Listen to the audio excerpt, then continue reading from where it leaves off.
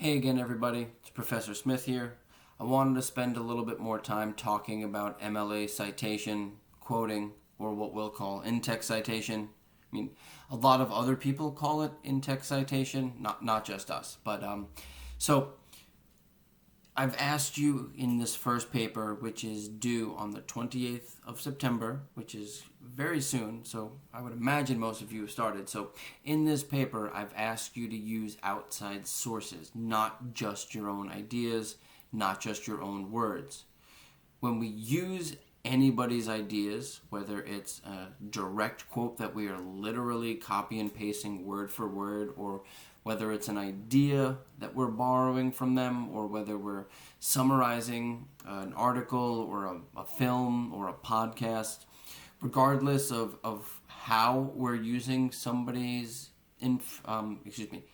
regardless of how we are using somebody else's ideas, we have to give credit where credit is due.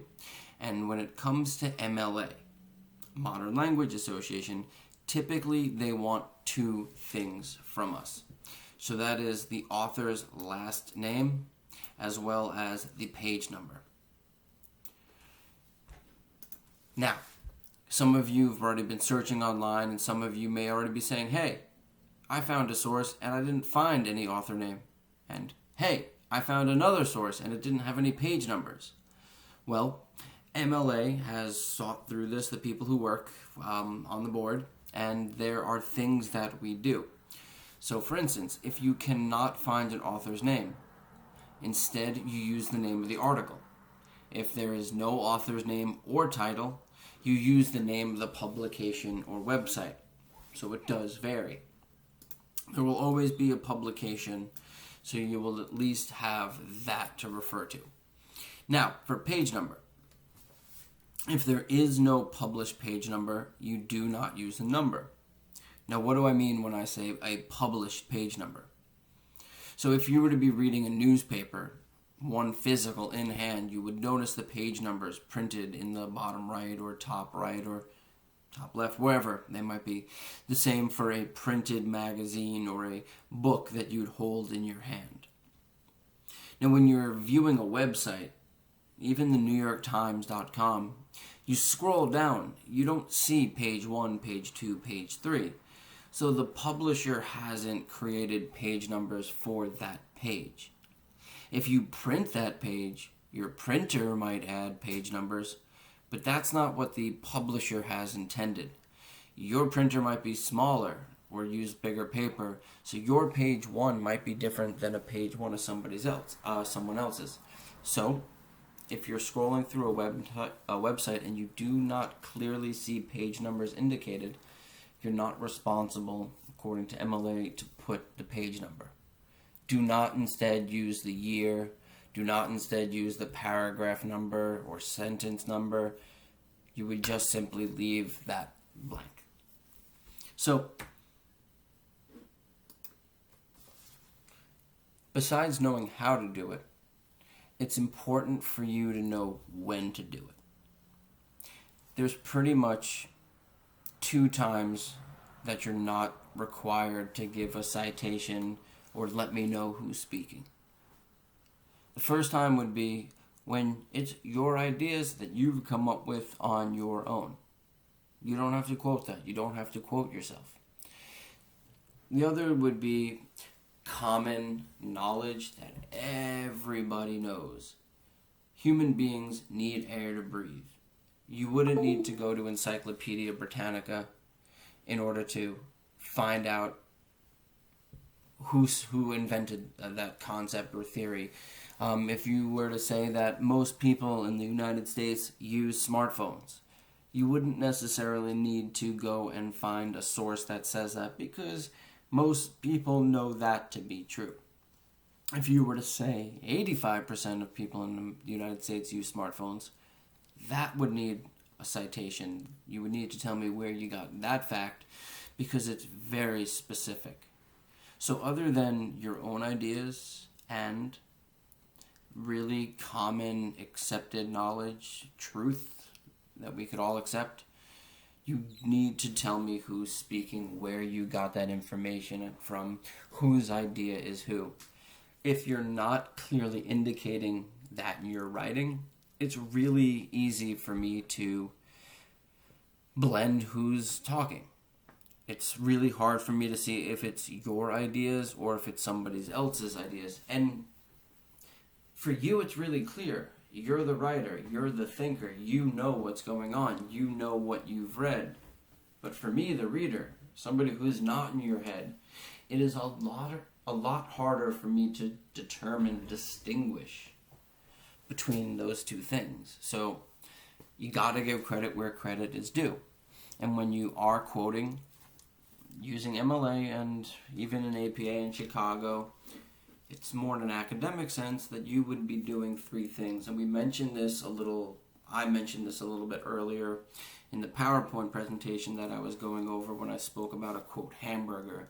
But I wanted to go over it again because it's really important and just a little bit more depth this time. So when you quote, there's always three things that you want to do. One part's the quote, and that's number two, but regardless, right? Three things that you want to do. If you do these three things and you do them well, it helps to blend or integrate quotes into your writing in a way that makes sense, that fits, and that somebody understands. Because all too often, and when I say all too often, I really, really mean that. All too often, I read a quote in a paragraph and I start to scratch my head and I'm thinking to myself,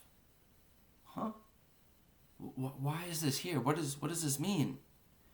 So, to avoid this, we do these three things. One, we introduce the quote.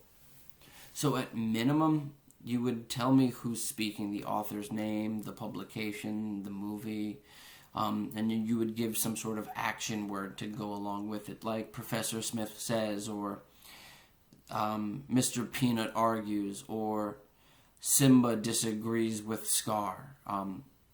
But you would say before this, Professor Smith says, hey, I think it's a really great idea you jump. And then you would end your quote. More than that, you could also introduce their authority. So you might be able to say, rather than just Professor Smith, or Jonathan Smith, a professor of English at the College of Staten Island says. So by giving a little bit more of the background, you establish a little bit more authority, why I might be able to believe that person you're using. And lastly, if you're really feeling into getting a lot into this signal phrase, you're going to tell me what the quote is going to signify or be about. So A would be Professor Smith says, B would be Jonathan Smith, professor of English at College of Staten Island says, and C would be Professor Smith, or Jonathan Smith, professor of English at College of Staten Island, argues that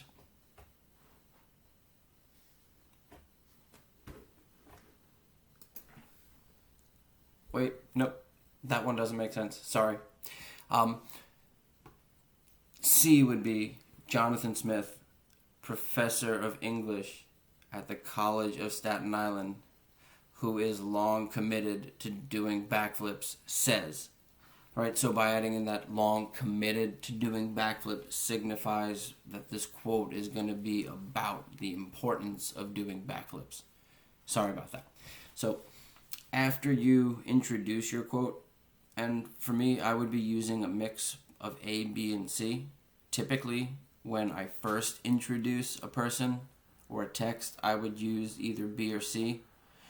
As I continue to talk, as I continue to use their ideas and quotes, then I would probably just use A. So, 2, after you finish introducing, you give me the quote or the paraphrase. If you have given me a clear signal phrase, then you do not need to put the author's name in the citation. So, for instance, if we're looking here, without a signal phrase, no signal phrase, you would say Smith 44. If I had a signal phrase saying Professor Smith says jumping is cool, then you would only put the page number that it was published on. If there's no page number, use the author name. But if you've used the signal phrase, then you would put nothing in there. So again, it does matter how you're phrasing your sentences. Determine how you're doing your in-text citations. And a lot of those cheat sheets, things that I posted, help you to know when to use what. All right, so lastly, 3, and this one is just as important as 2 and just as important as 1. Explain or justify your quote. In 1 to 2 sentences after your quote, explain to me why you've used this quote. Of all the quotes you could have used, you chose what you've chosen. Can you tell me why? And I'm hoping it'll be a little bit more interesting than you saying, I chose this quote because. But it can be as straightforward and as literal as saying, the significance of this quote is blank. The importance of this quote. Understanding what this author says means will help us understand blank, blank, blank. But it's a literal direct reference to the quote and its significance to the paragraph. In your paragraph, you're trying to prove a point. You've used this quote to help prove that point. In a sentence or two, please tell me why. After that, you would continue writing.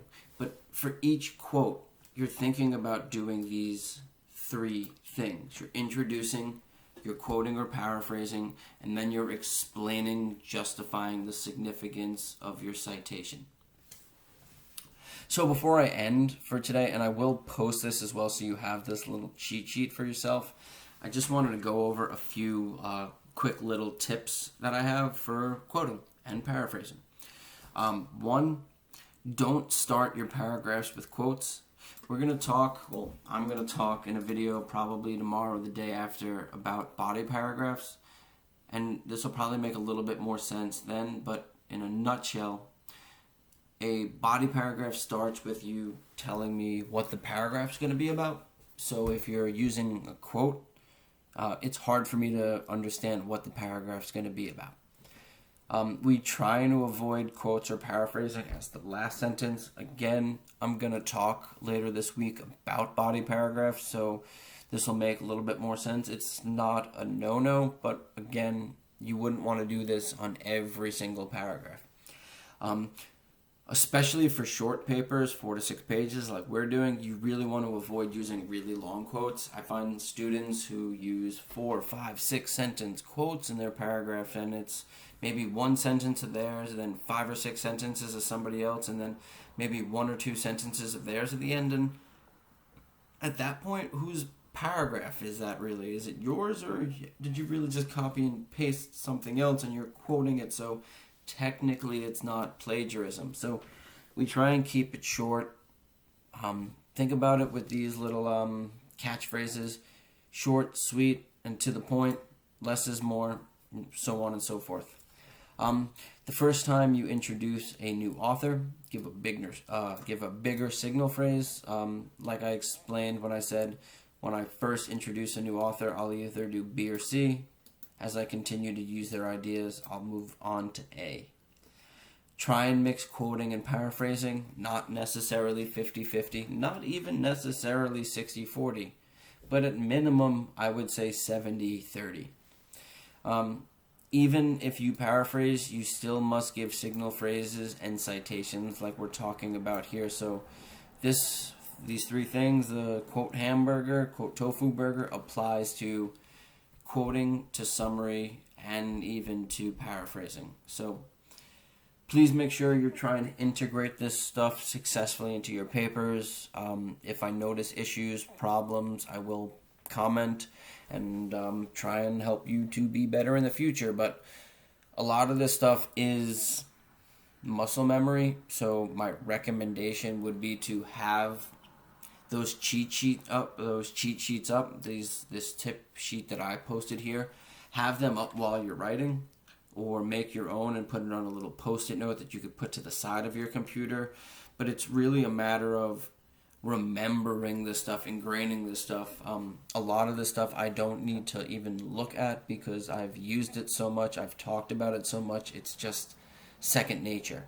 Some stuff like YouTube videos I had to look up 2 years ago because I hadn't really used those before, but sometimes you gotta look stuff up. So please make sure you're quoting correctly. If you don't know what to do, please send me an email. Please contact me. I'm here. I'm trying to help. And good luck. And I'll be posting another video tomorrow. I'll be talking to you guys and gals soon. Thanks.